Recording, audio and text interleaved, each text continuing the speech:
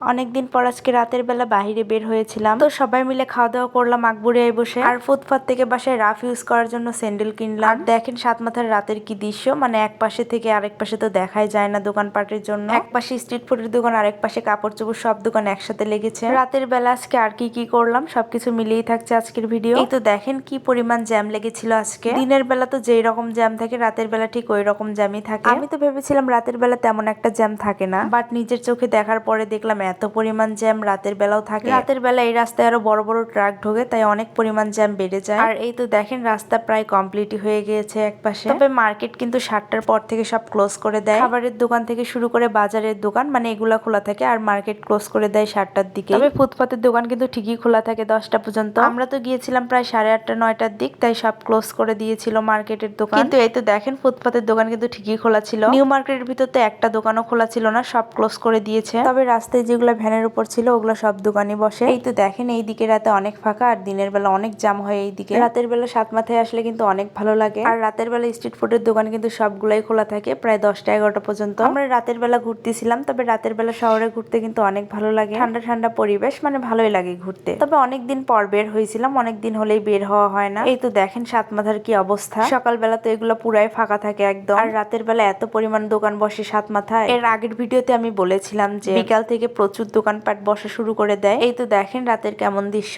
মানে মানুষই মনে হয় চলা যায় না, এত পরিমাণ চিপা চাপা, মানে ফুটপাতে সবকিছু বিক্রি করে। প্রচুর দোকানপাট বসে, সাত মাথায় চলাফেরাই করা মুশকিল হয়ে যায়। এই তো দেখেন রাস্তার পাশে ফুটপাত গুলোতে কাপড়ের দোকান, হয়তো বড়দের গেঞ্জি বিক্রি করতেছে। আমার তো মনে হয় রাতের বেলা সাত মাথায় হকার্স হয়ে যায় এরকম। যে পরিমাণ দোকানপাট বসে যাওয়ার তো কোনো ওয়ে থাকে না, মানে এটাকে এখন হকার্স বলা লাগবে। মুড়ি মাখা থেকে শুরু করে চটপটি ফুচকা, মানে সব ধরনের স্ট্রিট ফুডই পাওয়া যায় এখানে। এর আগে সাত মাথায় একদম ফাঁকা করে দিচ্ছিল, মানে সবকিছু পুলিশেরা তুলে দিচ্ছিল, আর এখন তো একদম বুকিং হয়ে গিয়েছে। রাস্তার পাশে দিয়ে প্রচুর স্ট্রিট শপিং আর অনেক বেচা কিনাই হয় এই দিক। এই তো দেখেন এইদিকে রাস্তার পাশে দিয়ে কত কত জিনিস। তবে আমরা কিন্তু আসার আগে আকবরিয়াতে সবাই মিলে খেয়েছিলাম, কিন্তু যাওয়ার পরে ঘুরতেছিলাম, মানে কি দোকানপাট খোলা থাকে, কোথায় কি পাওয়া যায় তাই দেখতেছিলাম। সাত মাথায় আমি কিছু খাইনি, বাট আকবরিয়াতে এসে খেয়েছিলাম। আকবরিয়াতে কলিজার সিঙ্গারা পার পিস 60 টাকা করে, তবে ভীষণ টেস্টি। কিন্তু এর আগে আমি কখনো খেয়েছিলাম না এই সিঙ্গারা, আজকেই ফার্স্ট ছিল, কিন্তু খুবই মজা লেগেছে আমার কাছে। আমি তো নিয়েছিলাম সামোসা কলিজার সিঙ্গারা, আমি কিন্তু খেয়েছিলাম আবার পার্সেলও নিয়ে এসেছিলাম, মানে খুবই মজা লেগেছে আমার কাছে। খাওয়া দাওয়া শেষ করে এখানে জুতার দোকানে চলে আসছিলাম, বাসায় রাফ ইউজ করার জন্য জুতাই কিনতে হবে। এখানে দেখতেছিলাম, মানে চয়েস করতেছিলাম যে কোনটা আমার পায়ে ভালো মানাবে। তো এখানে অনেক কিছু করার পরে দেখলাম ছেলেদেরই মনে হয় বেশি জুতা, তাই আর নিতে মন চাইলো না, মানে ভালো লাগলো না, তাই বের হয়ে চলে আসলাম। আর এই তো দেখেন কি পরিমাণ জ্যাম রাস্তায়। রাস্তায় তো জ্যাম সবসময় লেগেই থাকে এখন। আমি তো মনে করেছিলাম রাতের বেলা জ্যাম মনে হয় কম থাকে, আজকে রাতে বের হওয়ার পরে বুঝতে পারলাম যে রাতের বেলায় মনে হয় বেশি জ্যাম থাকে। তবে আজকে অনেকদিন পরে বের হয়েছিলাম। যাই হোক আজকে এই পর্যন্তই, ভালো থাকবেন সবাই, আল্লাহ হাফেজ সবাইকে।